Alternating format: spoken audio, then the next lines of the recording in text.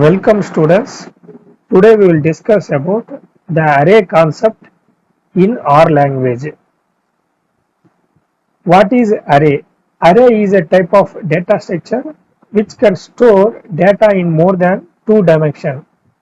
In previous class we discussed column vector and matrix. In column vector you will store the data in one dimension, whereas in matrix you can store the data in two dimensions. In some cases, you may want to store the data in more than two dimensions. That means in three dimensions or four dimensions or n dimensions. In such a case, arrays concept it will be very useful. Let us see how to create arrays. In our language, arrays can be created with the help of array function. Array open parenthesis close parenthesis. Let us create one array of capital A. So before creating the array, you want to store some data values. For that you can use one column vector, say for example x.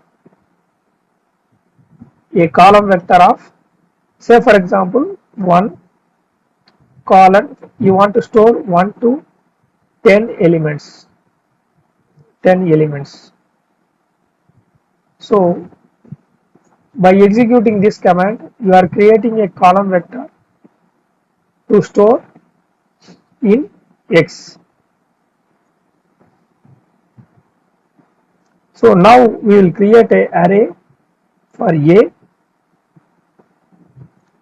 So the syntax is array function and then open parenthesis. You have to pass the first argument as X, which is having the data values, and then you have to define another parameter called dim, that means specify the dimensions.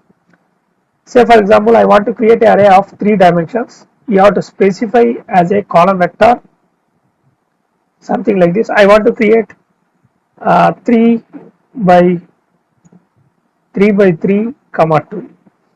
So that means what is the interpretation for this is we are creating a 3 by 3 matrix of size 2. That means we are creating two matrix of dimension 3 by 3.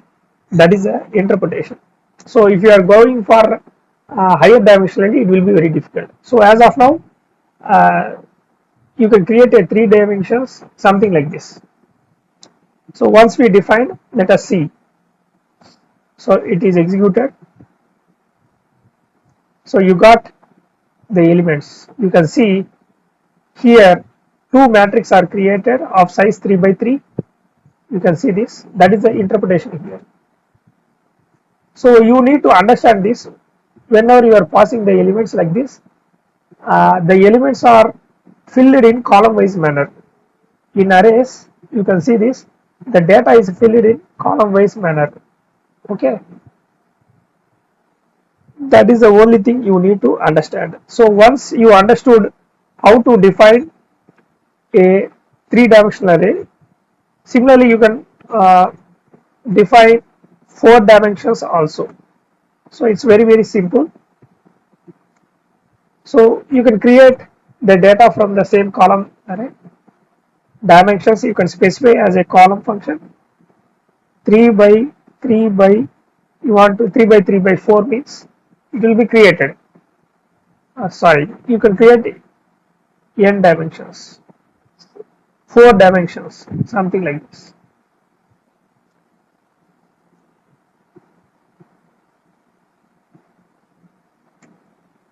So let us execute.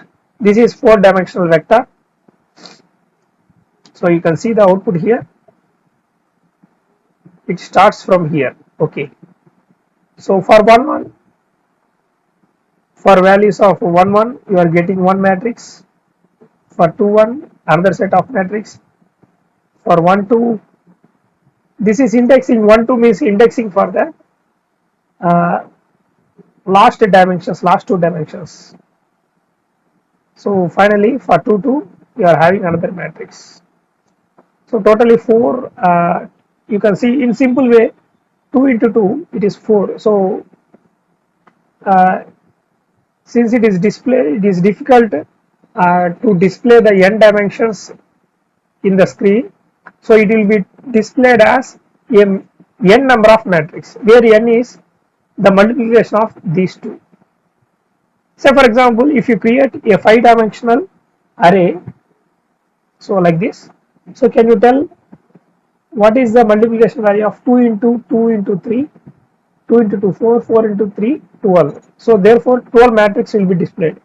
So you can see this. So if you count it, you will get total 12 matrix. So that you need to understand, total 12 matrix. So like this you can create n dimensional arrays by simply increasing the size of the column vector in the dimension parameter. So once you understood the dimensions, now we have to understand how to access the element. That is a next obvious thing.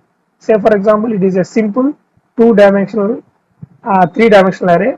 I want to access a particular element. If you know the index location, it is well and good. So we already know that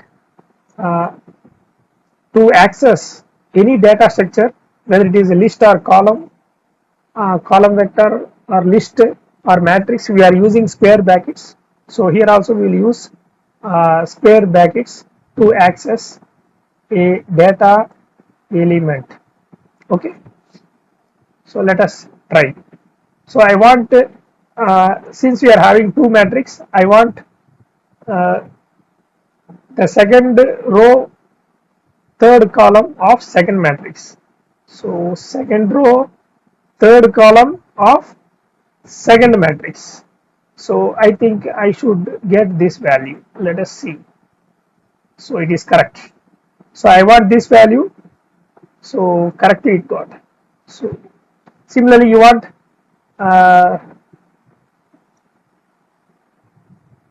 first row and second element of first matrix. So that means 1 to 1. Let us execute. So it is 4. So you got 4. You got 4. So in this way, if you know the index location, you can easily specify in the index location and you can get the data. Okay. So you can see this example.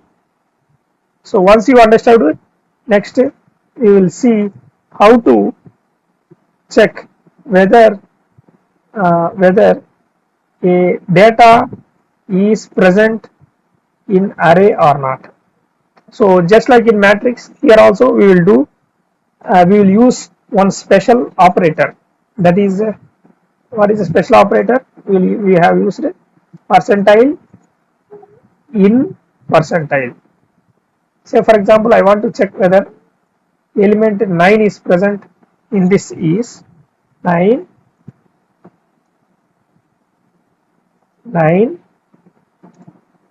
percentile in percentile A, the name of the n dimensional array. So it is true.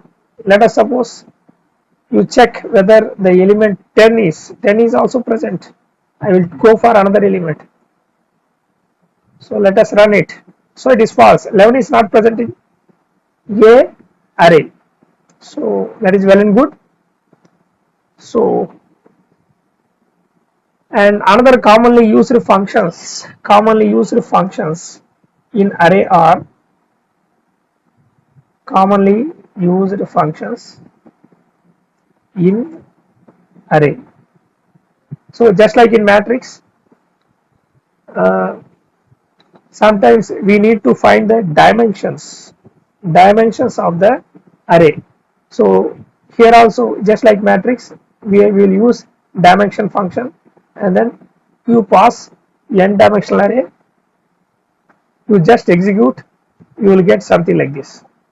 So the dimension of the array, so it is a 3 by 3 comma 2, so which is same as we have defined here, which is same as we have defined here. So another commonly used function is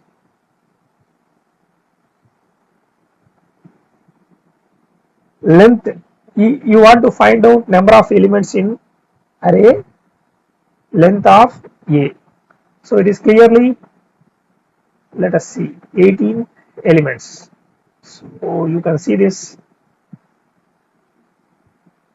Since we are having two matrix of size 9 elements, we will get 18 number of elements. This is another commonly used function. So this is same as the matrix.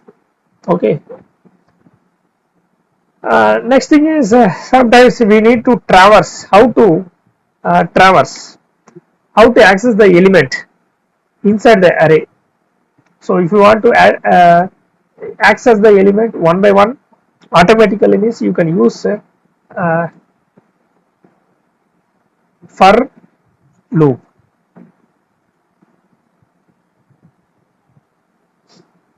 Let us see. You can use for loop for function and x in the name of the array. So for each element in a n dimensional array, you will print the value of x. So you can since it is a, so you can put some braces, curly braces. We already know that the syntax for loop is you have to enclose the statement inside the for block like curly braces. Okay, let us execute it. So you can see all the elements are printed like this. Okay, that too in column wise manner. So just like how the data is stored in column wise manner, the elements are also stored in or printed in column wise manner.